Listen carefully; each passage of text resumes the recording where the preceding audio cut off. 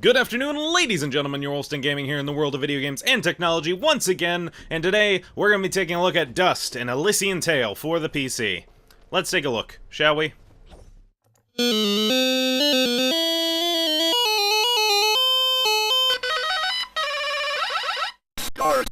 Immerse yourself in the magic world of Dust, an Elysian tale, on a quest to find your true identity, or something like that. You'll play as the mysterious Dust, and with your trusty sidekick Fidget, who totally isn't Null from Lunar 2, we promise, because Fidget's orange. Along the way, you'll pursue your destiny while trying to stop an evil force from sweeping over the lands of insert generic name here, all the while learning about your mysterious past and helping people who have a tendency to never move more than 20 feet. You'll fight airships, you'll fight monsters, you'll swing your sword, and you make whooshing noises. That's right, whooshing noises. There's collectibles, there's side quests, there's something about Metroids and Vanias, and there's Fidget. We could probably sell you the game just on Fidget alone. Gameplay-wise, let's break it down into two segments, story and combat, because I don't want to deal with all that in just one big chunk. Story-wise, Dust and Elysian Tale is an Amnesia story, and no, we're not referring to the actual game series of Amnesia. We're referring to actual Amnesia in this case. If you thought you've been dragged through a series of predictable plot points before, you've probably never been trotted through a series of predictable plot points like this. Without spoiling the story, if you've ever read any story in the history of existence that dealt with forgetting who you are, congrats all 0 of you, because that means you won't know what happens. Joshing aside, while the story is rather cookie-cutter, there's nothing wrong with it per se, it's just there. It's just there for you. In actuality, it's the events in between the story, rather ironically, and the characters that make the story more interesting. While Dust is about as bland as a cardboard standee of Alan Wake, in the beginning, he actually grows to be far more interesting down the line. Again, without spoiling anything, it's the side characters that have the personality and the ones you're going to want to invest your time in for. It's a flying cat! She's not a cat, little girl. She's a... I don't even know what she is. I'm not a cat, you dolt. I'm a nimbat. Is that what you're called? A nimbat? Yes, hello. My name's Fidget. Maybe we've met? The story has some personality, but it's clearly outclassed by the characters, and the interactions, and the dialogue. Particularly, the interactions between Dust and Fidget are some of the better interactions we've seen in a game like this, and no, we're not joking. One word, humor. Figure that out. Combat, regarding combat, is broken down into leveling up, finding gear, crafting collectibles, and beating up people and making whooshing noises with your sword. And yes, we are referencing something several times. We'll probably reference it several times in this review. Leveling up revolves around beating up baddies for XP, and thus leveling up and putting your level into any one of 4 allocated areas to increase that said stat. Finding gear revolves around getting loot via challenges or quests, or crafting them using loot dropped by enemies or chests. You can either find keys for said chests lying around, or you have the option to buy keys and other gear and basic crafting and health materials from the merchant, which you can purchase from gold, which you can purchase stuff from via gold you get from said dropped loot. Trust us when we say that you'll need to stock up on food. As for collectibles, there's indie gaming stars, Super Meat Boy included, scattered around in locked chests across the level areas, and it requires 4 keys because reasons. And it's your job to find them and set them free or something like that. As for the whooshing bit, it mainly revolves around button combos to perform certain moves. It's a bit basic, but the game does basic combat really well. As an example, we often were switching out our clothing and armor to get different stat boosts. Particularly, 3 times loot drop was very helpful, because it meant having to rarely buy food because you'd often just get it from loot drops. There's also a variety of enemy types available to brutally stab or murder at your leisure, most of which have unique attacks. Pretty cool, honestly, and the designs are also pretty nice looking. While some can be annoying during the heat of combat, mainly the splody guy in the zombie graveyard section. Spoiler alert, there's a zombie graveyard section, even though that was the E3 demo for the game back in 2009. You know, whatever. The story aside, it's mostly, a nitpick rather than a full complaint. Visually, the game looks gorgeous. Between its beautiful 2D animation to its color palette, Dust is visually one of the most colorful indie games I've played. This isn't referring to just the art style either, but the game and level design as well.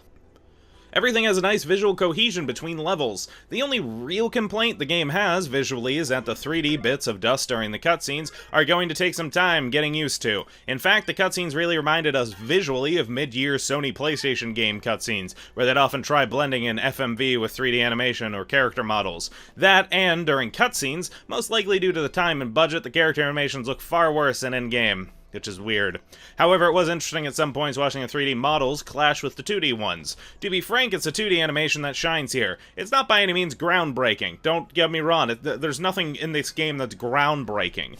The game just does everything it's supposed to, and it does it well. And while it's not groundbreaking, it is stylized, and it's cohesively, it's nice looking. Some nice added touches, including bits in the background that moved when Dust would use his storm attack, which was actually kind of cool. I didn't notice it at first. I was like, oh, that's a nice little touch. That's a nice little touch. That's a nice little touch, Humble Hearts. The audio is also particularly well done. Everything feels the way it should in terms of weight, with no small part of that being thanks to the excellent audio. Dust's music is fantastic, and the voice acting is, well, also fantastic. One of the voice actors did seem to have quite an obviously worse microphone than everyone else. There was also the problem with the dialogue not matching the tone of the voice at certain points besides with Dust and Fidget. This is particularly noticeable with the General when he's speaking. But it was deserted, of course. Keep up your search. They're going somewhere, and we need to know where that is. Of course, sir. If that's all. What of the rumors, Commander? Is there any truth to them at all? We are investigating, sir. But surely you don't believe... Besides that, the voice acting is fantastic. As for the two main protagonists, Fidget may be one of the better sidekicks we've had the pleasure of having around. Fidget is basically Null from Lunar 2, the annoying voice, albeit a different one, included. Fidget, is something wrong? She's been silenced, Dust. While in this state, she would be unable to cast her projectiles. Fortunately, the effect is only... You mean Fidget can't talk now? At all? That's terrible. Really awful. Not sure how I'll get by. Actually, it's far less annoying. Still annoying, though. Fidget does make some fourth wall breaking jokes that feel slightly out of place, but they admittingly did get a chuckle or two out of us. Okay, maybe not a chuckle. Probably just a smirk. Probably several smirks. Okay, I may be ashamed as to just how many stupid things I smirked at. Fidget, what's going on in that twisted little brain of yours? Nothing. I'm just saying. Wouldn't it be a shame if some poison ivy fell into his basket? Completely by accident. Or, not. About every joke. Yeah, I laugh easily. As for the music, it's great. Sure, there's basic at a few moments, but the music during most of the combat segments, and for the most part in general, was well done. As for the controls, this is a platformer. Are you gonna guess? Are you gonna guess what I'm gonna say? As a platformer? Hold on. Let me just say the same thing I say for every platform I've ever reviewed that has controller support. Well, it works fine with keyboard and mouse. It plays far better with a controller because it was designed for it initially. I'm gonna keep repeating that every single time because it's what I say every time. It works fine with keyboard and mouse. There's nothing inherently wrong with it. Keyboard and mouse has rebindable keys, but let's face it, this is a controller game. As for settings, there's a fairly robust set of options for the most part to pick from. The highlight being that there's a colorblind mode, which I know all of like 3 or 4 games that have. And it's really cool to see an indie game that has it, so props to you, Dust. While you have no option to rebind your controller configuration, you do have an option to rebind your keyboard and mouse layout to your choosing, so cool, I guess. Everything else in the setting department is fairly standard. The game is also locked 60 FPS, and that's probably due to the animation being linked to the frame rate. At least that's what we'll guess. We also didn't have any frame drops, so yeah.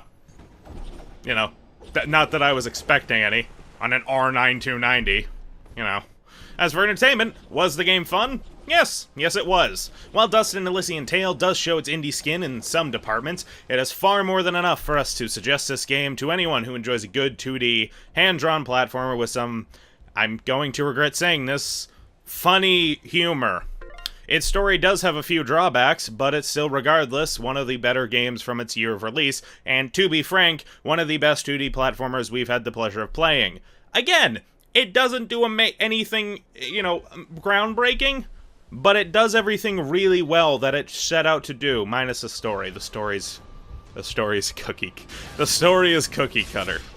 But overall, if you're even slightly interested in 2D platformers and you haven't played Dust and Elysian Tale yet, we'd happily give Dust and Elysian Tale a solid recommendation from us. This has been Yourwolfsdengaming, here taking a look at Dust and Elysian Tale for the PC, and we shall see you all later. Ladies and gentlemen, have a good one.